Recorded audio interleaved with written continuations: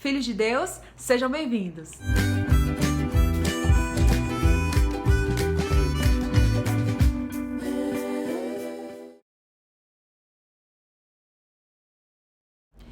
Eu não sei se você sabe, mas na ciência, alguns grupos de cientistas de comum acordo acreditam que o universo e toda a criação é mentoreada por uma mente inteligente. O gênio Galileu Galilei disse que a matemática foi o alfabeto desenvolvido por Deus na criação do universo. Com equipamentos de ponta e tecnologia avançada, os cientistas em ciências acerca do corpo humano e até de animais e de toda a natureza viram que por dentro de nós existem inúmeras moléculas, células, como por exemplo o nosso DNA, que é como se fosse um software do corpo, como fosse um código falando a assinatura do Criador. Em um campo onde a religião não tinha espaço, como na ciência, hoje são incontestáveis os cientistas e as pessoas que confiam que existe um Deus por trás de todas as coisas. Existe uma frase que diz: aquele que nega a existência de um Criador é porque, na verdade, ainda não conheceu de fato a natureza. Porque os céus anunciam a glória de Deus e o firmamento as obras de suas mãos. Salmo 19, verso 1. Certo famoso, em uma visita beneficente à África, encontrou uma idosa que há muito tempo estava com fome e clamava a Deus por oração e que pessoas viessem a ajudá-la. Este famoso nunca acreditou na existência de Deus e quando ela recebeu de suas mãos o alimento, ela agradeceu a Deus porque as suas orações foram ouvidas. E ele, pegando na mão dela, disse assim: como você pode dizer isso se você está em sofrimento? E ela disse: a fé que eu possuo, a fé que eu tenho é o que tem me mantido de pé.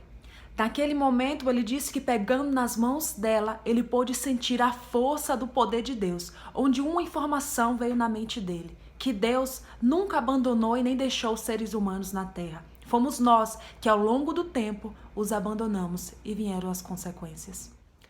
Você sai de sua casa, aborrecida quem sabe com o dia, questionando se Deus verdadeiramente existe, porque as contas são inúmeras para pagar e você não tem dinheiro suficiente, os filhos estão doentes, não sei. Série de coisas podem nos acometer que faz nosso coração duvidar da existência de Deus. Mas de repente, você saindo com seu esposo, acontece isso. Uau.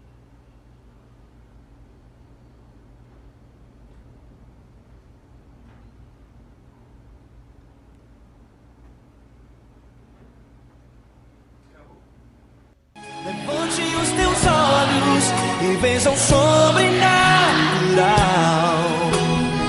Quem tem promessa de Deus vence o mal, vence o mal.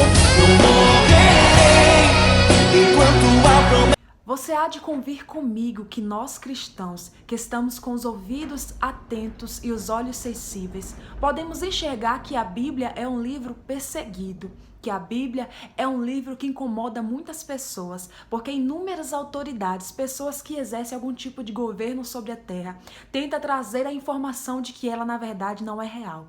Mas se nela não fosse contida histórias reais da presença e a existência de Deus, por que havia uma necessidade tão grande de excluir ela da história, de excluir a existência de cristãos da história? Por quê? Há um tempo eu andei prestando atenção que todos os personagens em novelas, de mulheres e de homens evangélicos, eles parecem com uma vida farsante. Eles andam com a Bíblia, com a saia lá no pé, mas depois na novela retrata eles tendo uma vida errada.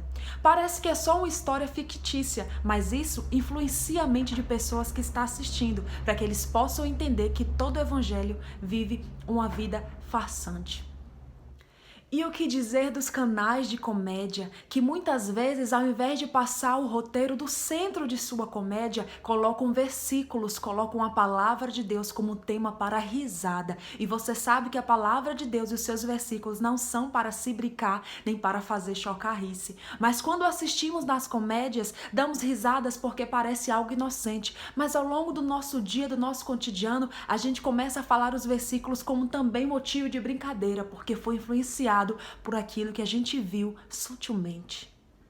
E o que dizer dos filmes atuais e até de alguns filmes antigos que sempre faz questão de atacar a imagem de um judeu ou de Israel?